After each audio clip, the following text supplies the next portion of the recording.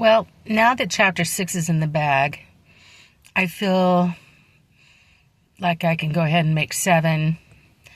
I am at a convenience store, gas station, so there's going to be a lot of noise around me. I don't know that I can pause this for music, so I'll try to override anyone's music because that's like a no-no on YouTube. And next door is a McDonald's, which has free Wi-Fi. I don't have Wi-Fi. I have Cricket. I have unlimited talk, text, and data. And why would I pay for Wi-Fi? Yeah. So, and I live rural, which Wi-Fi is spotty and whatever. It's not like living in town or a city. So anyway, here I am. 6 is out of the way. My biggest worry about putting out 6 was there are some people that subscribe to my channel that I go to church with. And I'm not sure I wanted them to know these things about me. But when I first started this whole vlog, which means it's my personal video blog, I decided that I was going to put it all out there and be real and let the chips fall where they may. If it means fall where they may, that I get repercussion or repercussion, whatever, I guess I'll have to deal with that. But it is what it is. I am going to tell my story. I also know that my sister watches me, and I hope none of it hurts her, because I don't want her to hurt. And she may hurt for me, and I don't want that. She did get me straightened out, so that's good. But, so the next chapter is chapter 7. I moved to Minnesota. I told you that married couple wanted to help me get out of where I was in Wisconsin. And so they lived in a town that was northwest of Minneapolis, about 20 minutes northwest of Minneapolis. And they worked at this small factory, and it was machine shops. And they made big parts. And so she worked in the smaller shop and then the bigger one, and he drove truck for both of them and made deliveries throughout Minneapolis and St. Paul and wherever. And so she got me on, and I got a job there. Often in my jobs, I'm the token woman. Yeah, they had to hire token women then. And in Wisconsin, I guess that's all you get. But anyway, she got me a job, and my job at first was to run a grinder, because they had welders, and then my job was to take the grinder and, go over the welds and make them smooth. And when I was done, they needed to be glass smooth. This grinder was not a cute little hand one. It was a big old heavy grinder. And so that's what I did. I grinded welds and quickly made friends-ish, not like personal friends, with the welders.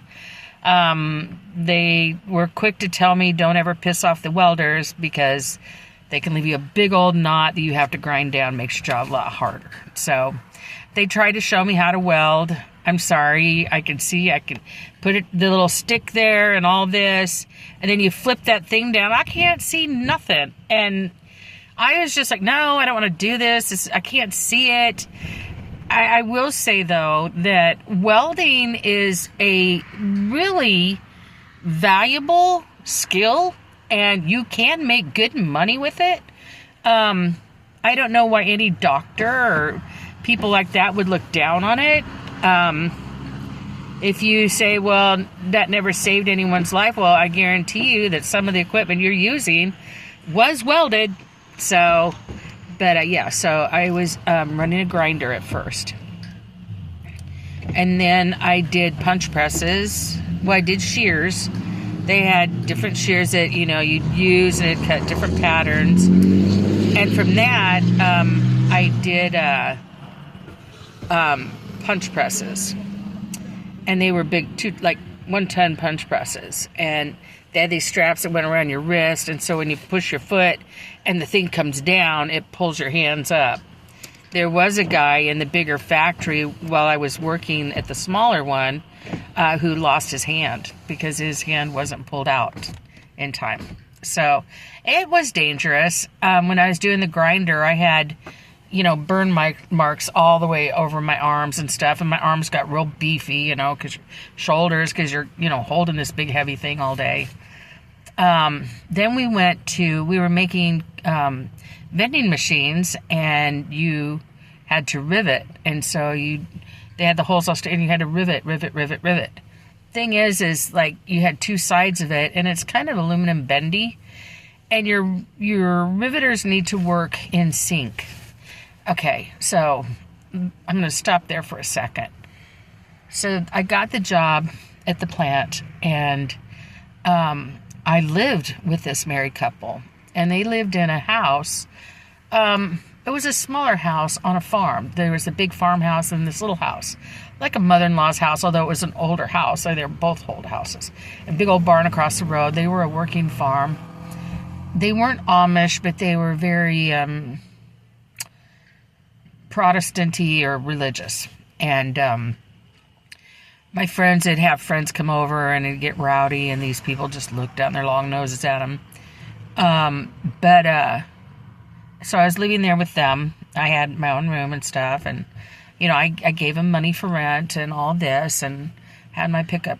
No, I went when I was in Wisconsin, traded in. No, I sold my pickup truck, and I bought this stupid.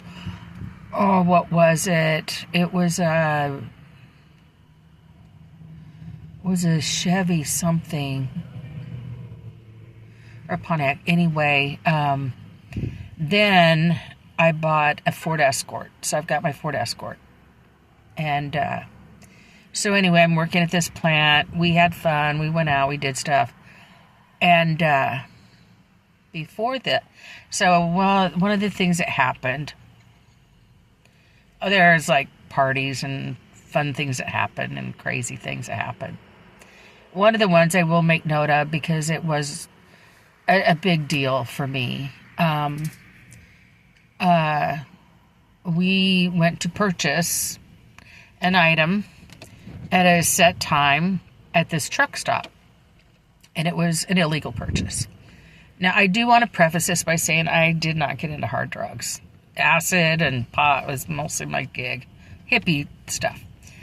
But we did make this deal, so we met at this truck stop, me and the married couple, and the guy who had it to sell. We met at this truck stop. When we pulled into this truck stop, it was full of state police cars. It was dinner time. And there must have been 30 cop cars there. And they're all in there eating dinner, and you can see them because the blinds are up. They're halfway up. So you can see these cops in there, state patrol officers having their dinner. And we're like, should we leave? I mean, this is, oh my gosh, and what we were buying was a higher fine or more of a illegal than the pot, right? So we decided to sit there and wait for the guy. So the guy shows up. He's also freaked out, but we set this up. He needs us to do it. We're going to do it. So we did this deal. Sitting on the back, leaning against a state patrol car. Oh my gosh. And the reason I tell this story is not like, whoa, dude, because there is definitely that factor. The reason I tell you the story is, I thought if this goes sideways, I'm going to go to prison. I'm going to go to prison. Like, this is a class something felony. Like, it's not just a weed rap. And it was terrifying. And when we left there, and I had bought a portion, she had bought a portion, he'd bought a portion. So I had my own portion. As we're leaving, we're watching our rearview mirror, and we were just so spooked. But we got away with it. They were engrossed in their conversation and their food, and they didn't even bother with us. So that was crazy. But I'll never forget it because my butt was flapping in the wind, and my life could have changed dramatically. The rest of my life, I could have ended up in the system. God had my back. Even though I was really disappointing him, he had my back. anyway, I was working with them and at this place, and the owner's daughter's husband was working across from me as we're putting these vending machines together, and he just rivet his real fast. Well, when you rivet yours really fast, it makes it crooked. Then none of my rivets are going in. Then I have to dig them out and I have to redo them, and he's getting madder and madder and madder at me. And I'm like, listen, if we do this in unison, this is going to work right. I said, but because you're just hot shot and you have to go so fast, it's making it crooked, so mine won't line up. And he just kept doing it. He was a jerk. Because he knew nobody could touch him because he was the boss's daughter's husband, right? And so, like, we were putting him in another day, and I just, he just wouldn't work with the system. He wouldn't work it so it was successful. It wouldn't work out. And finally, I lost it, and I just gave him a whole ton of hell. I'm like, listen, you are making and I just read him the riot act. So, the next day I come in, and the boss calls me in. Of course, it's not the big boss. It's the boss of our shop. Guy was so cool. He rode a Harley into work every day. Just a really cool dude. And, of course, my friend is the secretary, so she's in there with me. And he says, I'm sorry, I'm going to have to let you go. He says he was such an ass and threw a fit. And, this owner guy is making me do this. Now, that is one of 2 jobs I've ever been fired from. The second job was almost as ridiculous. And I'll talk about it. But I thanked him profusely. I'm like, thank you so much. I said, I can't do this. I don't want to do it. It's too heavy. It's too hard. And that jerk, he won't work with me. I thanked him so much. He was shocked. He was really surprised I wasn't crying. He was, instead of crying, I'm thanking him with everything, I got. So I started going to the unemployment office. I went there every day and looked up jobs and worked on getting a job and went to all these places getting a job. And I think I went a month without getting a job. But I did finally find one. Before I launch on into that, not that this married couple had ulterior motives the whole time.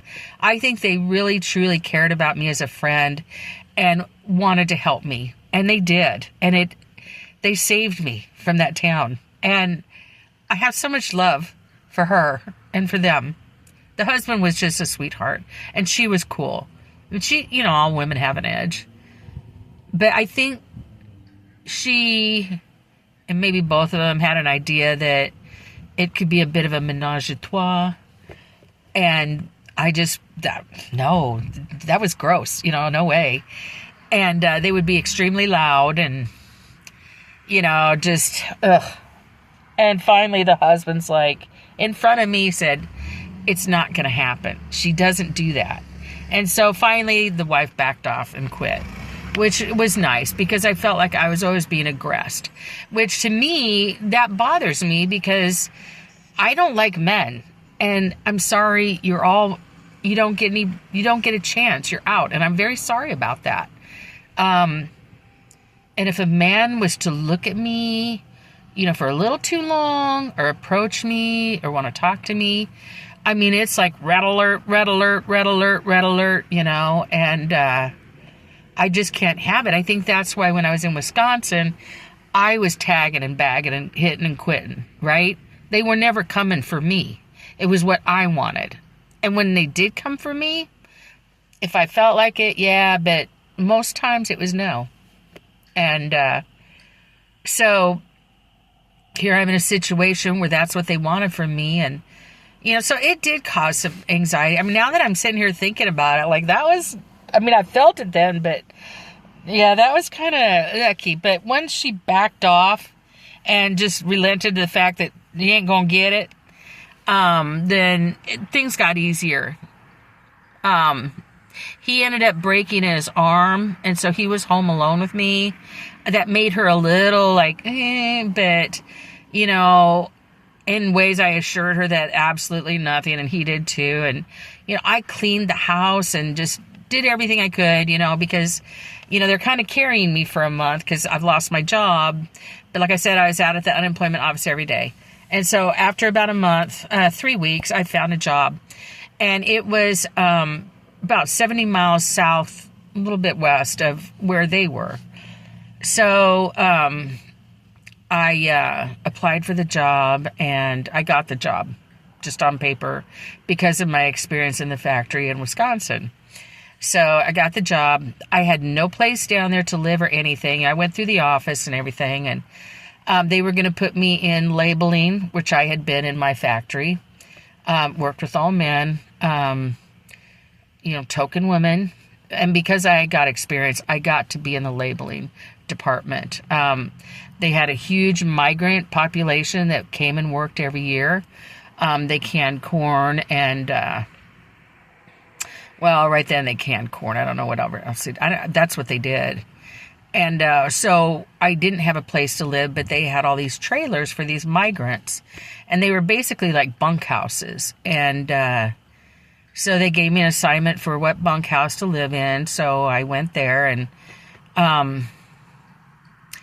they weren't very nice to me because I was white, and I worked the other shift, and I didn't work in the same departments they did. And, white girl gets a better job, blah, blah, blah. So, and they had a big fence in between the trailers. So there was probably like 10 trailers on each side of the fence. One side of the fence was men. The other side of the fence was women. At the end of the women's, they had a bathhouse, which had showers and restrooms, and they had a men's bath up over on their side and a phone booth in between. And so it just, they were loud, because we were opposite shifts. So in the men, and I assume in the women's, I assume the men, they had another trailer. And in the trailer, they had, in the front part of the trailer, they had a couple couches and a TV. And then in the middle part of the trailer, they had a couple couches. And in the back part of the trailer, they had a couch and some lockers. And so I moved into there. I moved into that back couch, and I had a locker to put my stuff in. And I had my car. So I worked there, but they ended up repossessing my car. So now I have no car. I'm in Minnesota, and I'm living with migrant workers. I'm not too proud, although I feel like, my dad would think less of me, and my family would think less of me.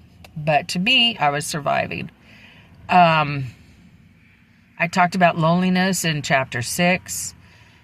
I remember sitting on this thing watching the sky and storms and, clouds rolling in, and I felt like I was completely disconnected from anybody on earth because all my friends from Wisconsin are gone now, right? And my family's gone. I remember after I did that acid, my dad, in a later phone call, not much later, told me that he didn't want me calling and talking to my mom like that because it really upset me. So, I'm sorry you're having a hard time, but, don't call us with it. Okay. So now I'm cut off, and really cut off. So all my conversations have to be light, happy, unicorns, and rainbows. And I remember one time I called home, and I'm standing in this phone booth, and I'm just, looking around, and there's a man, Mexican man, in the window of their TV trailer, and he's masturbating, looking at me, masturbating. And I just turned my head real quick, and you couldn't even tell it in my voice, talking to my family. You would never know that was happening to me, And the show was for me. Word got around that she's a good girl. I heard the Mexicans saying that, I don't remember how it said now, but she's a good girl. She's a good girl. So they left me alone after a little bit because they wanted the white girl. And when they found out I was a good girl, because I remember there was a big picnic with a bunch of them, and there are a lot of friendly ones. So I went to the picnic, and we all talked, and they had me taste a jalapeno with the seeds and laugh at me and all that. The music was great. They were so hospitable and lovely people, and I love Mexican people. But at that point, I don't know if I was asked or anything, or they were hitting on me, and I said, no, I go to church. I don't, do that. So that's where they got, that I'm a good girl. And so they didn't really do that anymore, except for that one guy. I remember they had a big dance, and I learned how to dance, and everybody brought their clothes and they danced. That was so wonderful. So yeah, I felt really a sense of love from the Mexican people. Yeah. Good people. But those men would take an opportunity if they could have, right? But I don't do that. So,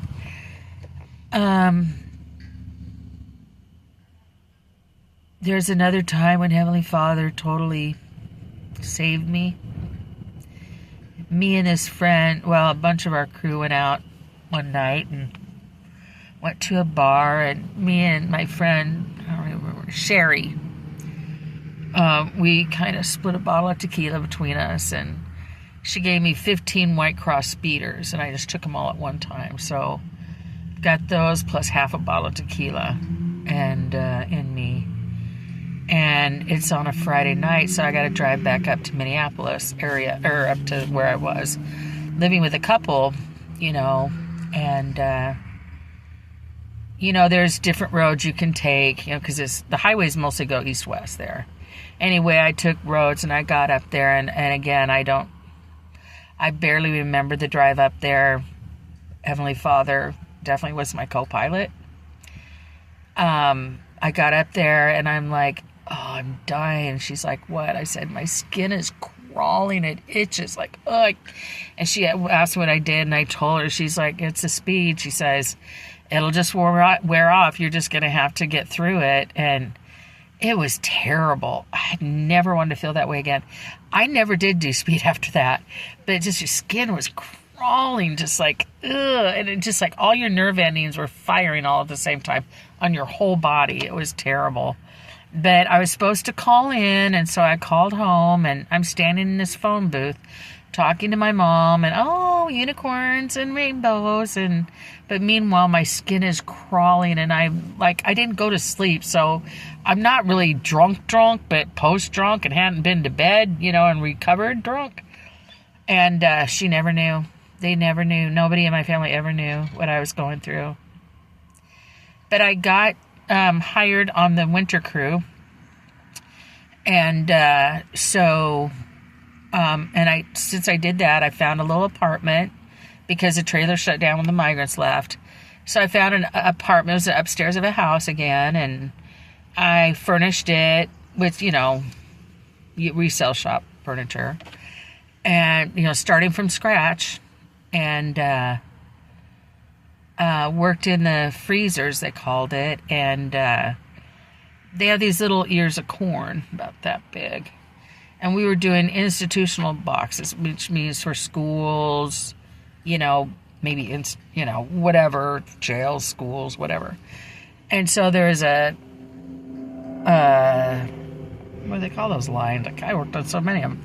Anyways, a line going by with all these niblet corns, and we had to pick them up and get them in these boxes, and you were supposed to get 16 in, so it'd be 4, 8, 12, 16, so you do it 4 times. And we're supposed to rotate places on the line, so if you work the last person on the line, you're only supposed to be there for so long, then you rotate to the first. Well, they kept keeping me on the end of the line because I'm a conscientious worker, and I will not let one go by without being filled. That means person 1, 2, 3 can be a little lazy, but I'll pick up the slack, and so that sucked. And I'm leaning over this conveyor belt all day long, and I'm chesty, and my back's killing me, and I'd get home from work and I could not even move my wrists. They hurt so bad. That was really hard work. But I had this woman that I was teamed up with, and she was in her 50s. She never complained, and she worked, and she put her 16 in every time and all of this, and just never complained and worked hard. And so, I'm not going to complain. I'm not going to work less hard, And so I busted my butt, just, followed her lead and busted my butt. And that got done. And now the job was done. So they, laid everyone off. And I guess you wait till spring, or summer, whatever. Anyway, so I was laid off with the whole crew, and now I'm in Minnesota, a different town, in the winter, and that was crazy. I did get a job at a bakery. So I worked in a bakery. It was only part-time, but it was enough to cover my bills. And yeah, that was hard financially. I made a really good friend. She's gone now, so her name was Mavis. She was older than me. She was in her early 60s. And we became good friends, and she had a boyfriend who was into guns, so she took me to a gun show, and he bought me this little tear gas gun, so I could be safe, and just really nice people. I did go to church a few times. I did buy a car, so I had a car, finally, and I went to church a few times. It was a very small branch. But I did go a few times, and, there was nobody my age, and I didn't really make friends, but I did go a few times, and I cared about it. I remember when I was there that they were talking about the Chicago Temple being built and all this, so that kind of dates that a little bit. I got a job in the spring at this place called HTI, and they made computer parts for computers.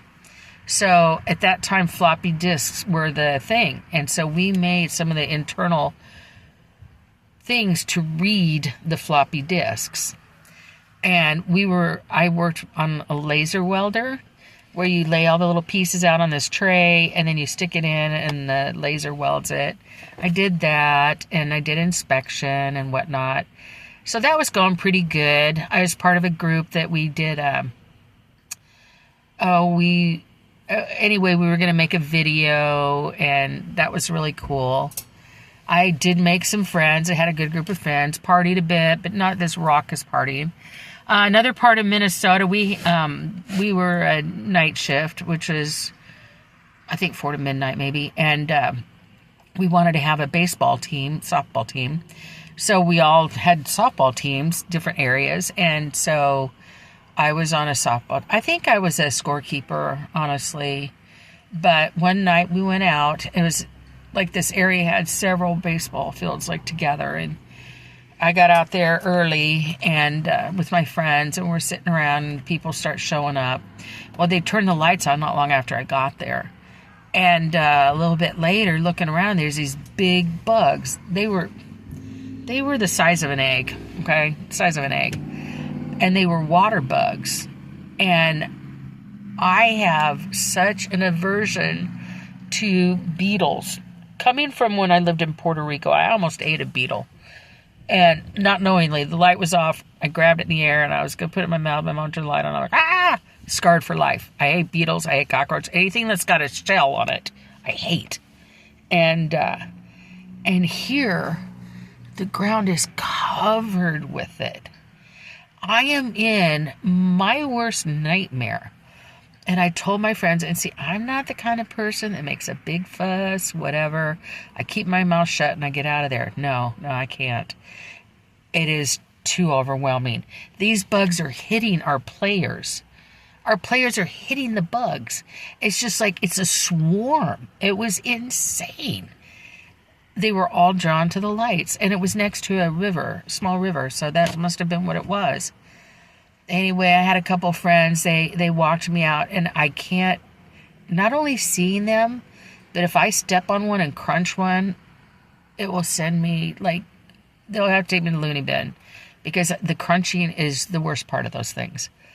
So, one friend's kicking them out of the way so I can step through them because they're everywhere. And they helped me. I couldn't look, so it was terrible. Got me out of there. I'll never forget that. Picture your worst thing, and there it was. And I had to go through it. But I did. Made it to my car. Never went back. You have your own. I'm not playing. No, I'm not going back there. No way. Nuh-uh. Nope. So we all went to work one day. I worked there all the way from that spring all the way into, I think it was October, maybe end of October. And we all had lunch, and they wanted us all to take our lunches at the same time. So we all went to the lunchroom to have this lunch, this beautiful, building, and it was really state of the art and all of this. And they wanted us all in there at the same time, and they laid off 400 people. Whoosh. They laid off a whole shift. So we all walked into work having a job, and we all walked out. No longer having a job. People were crying. People were like, what am I going to do? People were mad. It was just like bloody Sunday. It was just horrible. It was just horrible. And for me, I'm like, I'm looking at another winter without a job. No way. So I contacted my sister, my twin, and she gave me the solution. So I packed my car up and I moved. The gypsy moved again. But yeah, I told her, I said, I'm not doing another winter in Minnesota. Not without a job. No way. No way. I remember we had a snow blizzard come in. People get stuck in their cars and die. Like, every end of winter, it was like how many old people died. They would give you a report at the end of every winter. Not just Minnesota, Wisconsin too, on how many old people died shoveling their driveway or their walkway.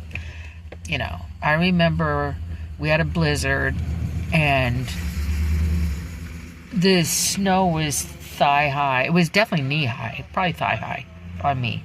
And I walked up to, what's her name's house. I remember coming home from the bakery. It was so cold and like wind. And I had bought one of these old women fur coats, like the old day coats. I didn't care what it looked like, but it was warm. I'd layered everything around it, and I'd had my head and everything all layered up, and my eyes froze walking home. There was a Christmas tree. It was so beautiful. Like, it was outdoor pine tree, and they put the lights on it with the snow. It was absolutely beautiful, but my eyes froze. And luckily there was a gas station on the corner, and I walked in the gas station, and I hung around in there, and I said, I can't see. He's like, your eyes are frozen. So I got to hang around, and I only had to walk like a block and a half from there, but he said, stay in here till they thaw, and then you can go on. So that's what I did. But yeah, that's some brutal stuff up there. That's brutal. So, yeah, my next move happens, and I move to the wonderful state that I live in today. And, with the politics and things go on, people don't think our state is amazing. But to me, this is where God wanted me to be, and I was finally coming to it. So, that's for the next video. Thanks for listening. Love you. Bye. And please don't think bad of me. If you do, don't tell me about it.